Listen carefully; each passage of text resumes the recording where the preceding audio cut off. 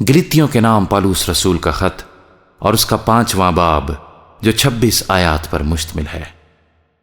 مسیح نے ہمیں آزاد رہنے کے لیے آزاد کیا ہے، پس قائم رہو اور دوبارہ غلامی کے جوئے میں نہ جتو۔ دیکھو، میں پالوس تم سے کہتا ہوں کہ اگر تم ختنہ کراؤ گے تو مسیح سے تم کو کچھ فائدہ نہ ہوگا، بلکہ میں ہر ایک ختنہ کرانے والے شخص پر پھر گواہی دیتا ہوں کہ اسے تمام شریعت پر عمل کرنا فرض ہے۔ تم جو شریعت کے وسیلے سے راست باز ٹھہرنا چاہتے ہو، مسیح سے الگ ہو گئے اور فضل سے محروم، کیونکہ ہم روح کے باعث ایمان سے راست بازی کی امید برانے کے منتظر ہیں۔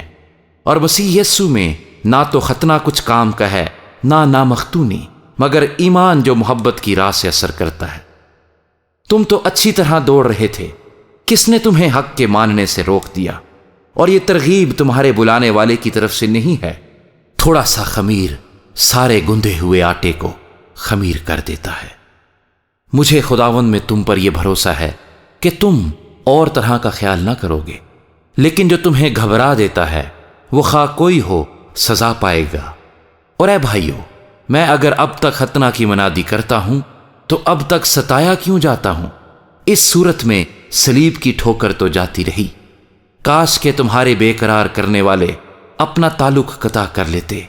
اے بھائیو، تم آزادی کے لیے بلائے تو گئے ہو، مگر ایسا نہ ہو کہ وہ آزادی جسمانی باتوں کا موقع بنے، بلکہ محبت کی راہ سے ایک دوسرے کی خدمت کرو، کیونکہ ساری شریعت پر ایک ہی بات سے پورا عمل ہو جاتا ہے، یعنی اس سے کہ تو اپنے پڑوسی سے اپنی مانند محبت رکھ۔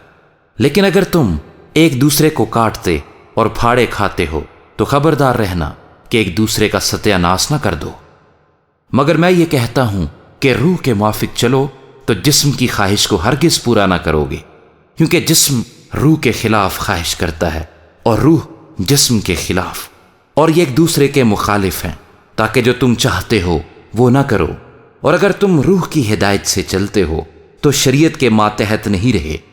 اب جسم کے کام تو ظاہر ہیں، یعنی حرام کاری، ناپاکی، شہوت پرستی، بت پرستی، جادوگری، عداوتیں، جھگڑا، حسد، غصہ، تفرقے، جدائیاں، بدعتیں، بغض، نشے بازی، ناچ رنگ اور ان کی مانند۔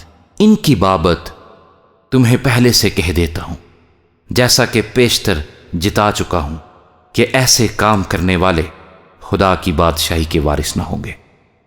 مگر روح کا پھل محبت، خوشی، اطمینان، تحمل، مہربانی، نیکی، ایمانداری، حلم، پرہیزگاری ہے۔ ایسے کاموں کی کوئی شریعت مخالف نہیں۔ اور جو مسیح یسوع کے ہیں، انہوں نے جسم کو اس کی رغبتوں اور خواہشوں سمیت صلیب پر کھینچ دیا ہے۔ اگر ہم روح کے سبب سے زندہ ہیں تو روح کے موافق چلنا بھی چاہیے۔ ہم بے جا فخر کر کے نہ ایک دوسرے کو چڑھائیں، نہ ایک دوسرے سے جلیں۔